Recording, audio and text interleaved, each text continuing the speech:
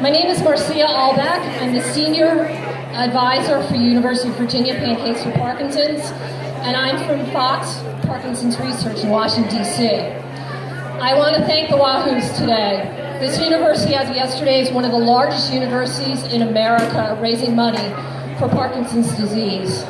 There are 6.1 million people worldwide with Parkinson's, 1.5 in Europe, and 10 million are diagnosed every other month in the United States.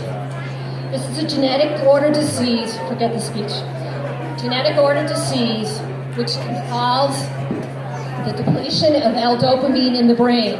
In order for your neurons in the back of your brain to function properly, you need 100% of L-dopamine. With Parkinson's, you lose 70% of your L-dopamine. I have Parkinson's disease. I'm doing pretty good today. My L-dopamine's feeling good. I just got myself a little rocked. I have very good friends I drove here from Maryland who are some of my biggest supporters. So give me a minute to thank the Russells, the Lego Marcino, Aulebach, Katie and Stan, and all the students at University of Virginia for being such an integral part of Parkinson's disease and my biggest supporters. This little friend next to me, her name is Maggie. She is 7 years old, and she is Border Collie Lab. She is my Parkinson's medical dog. She's for seizure and stroke. She'll let me know when my L-dopamine is at a low level, that I need to take medications. I'm currently on a study part of Nova in Northern Virginia through my movement disorder specialist. And it's a patch that releases 24 hours L-dopamine so I can be as normal looking today as possible. Believe me, I don't look like this every day. There are days that my friend Tracy here knows that I cannot get out of bed. There's a lot of pain associated with Parkinson's. It's called rigidity. There's a thing called dyskinesias, and you probably see Michael J. Fox doing that. That's called in control movement disorder, dyskinesia, and that is from either too much L-dopamine, too much medicine, or not enough. It's very hard to fine-tune that with a person with Parkinson's. There is no blood test. There is no exam to say you have Parkinson's. I walked around with Parkinson's disease probably 15 to 20 years not knowing I had it. I have a grandfather in the 1970s who took about 12 years to get diagnosed himself. Emil, I dedicate this day to you, to my family. He was one of the first people to do the L-dopamine agonist study in New York State in 1975. So it does run in my family. I've had genetic code done through Michael J. Fox, through MIT. I do carry a genetic code. It's controversy about all the genetic codes and all that and stem cell. I'm not here to talk about all that. I'm here to talk about Parkinson's. Majority of men get Parkinson's, usually over the age of 60. Women today are not being diagnosed. It's one of my pet peeves. We have to go about 20 or 30 years to be properly diagnosed. We either go see a shrink, a psychic, get told it's in her head, get told it's menopause, get told to get in shape and lose weight. I've done all that. I've been told I'm crazy, I'm told I'm making it up, or I'm just hyper nervous. I finally, this past year, got the answers. Now there are studies called DBS, deep brain stimulation, which is something used for people who've had Parkinson's for more than 4 years. Focus ultrasound here can explain it more to you. I'm not going to get into that. It is not something that you eat. It's not something that you catch. It's something that can happen. It can be environmental. That's why a lot of vets have this. It can be from toxins. It can be from fertilizers. It can be from certain things. Also, many pro football players have this from head injuries and having damage to the nerves in their head. Muhammad Ali, this year we lost a great man, was a fighter, took many blows to his head. And I missed a great event recently because I was sick and I had knee surgery, World Parkinson's disease, but his daughter spoke and she said, let's not give up the fight. There's no late Robin Williams, David Levine, Janet Reno, and Linda Ronstadt. All have Parkinson's, all support Fox. Most Parkinson's people will see will walk with a hunch, very slow.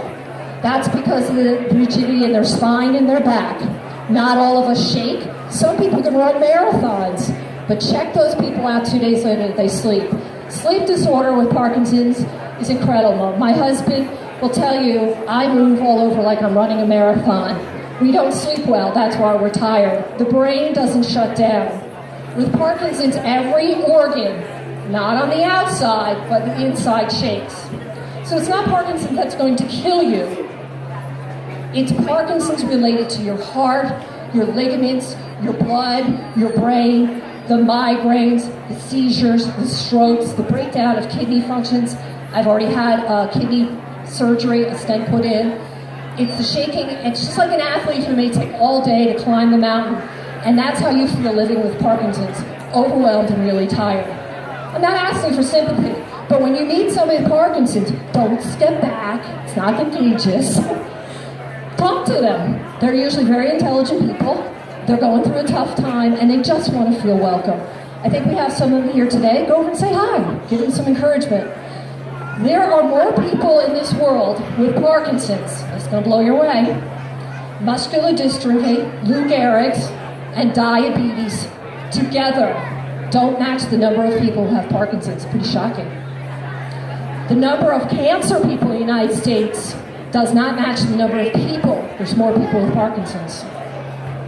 And the media and the social outlets need to talk more about finding a cure. As I said, University of Virginia has donated, one of the top universities, for giving money for Parkinson's, and I'm impressed.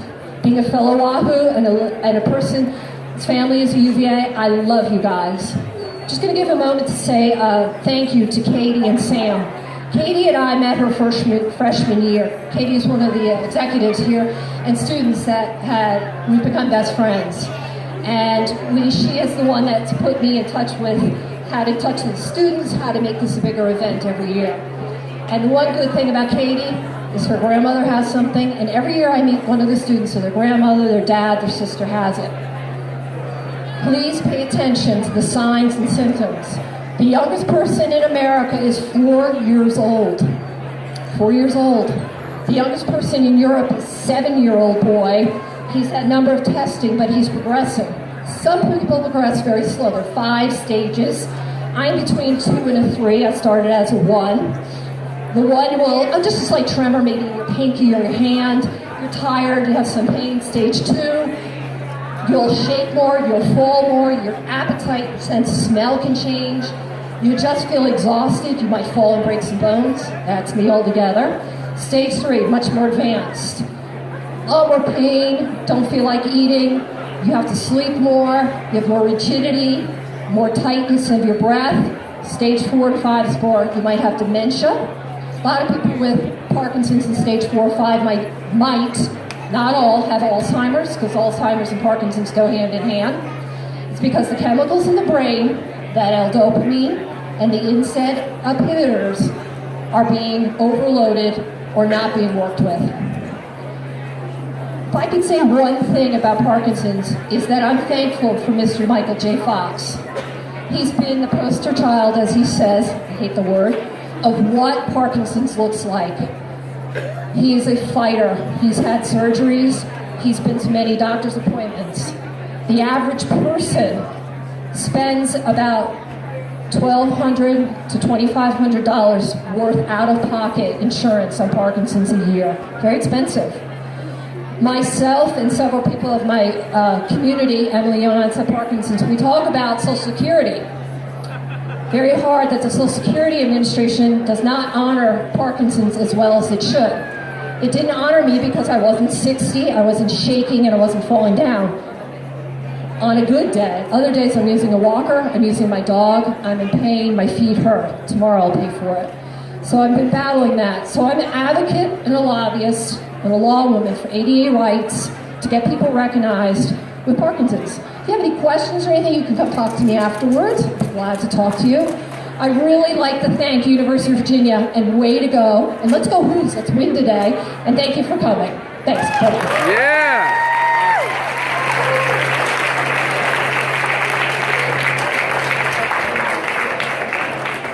All right, everyone, one more big round of applause for Marcia, Senior Team Class Advisor, been coming here for years. We really appreciate it, thank you. Moving on, we're going to have Who's in the Stairwell.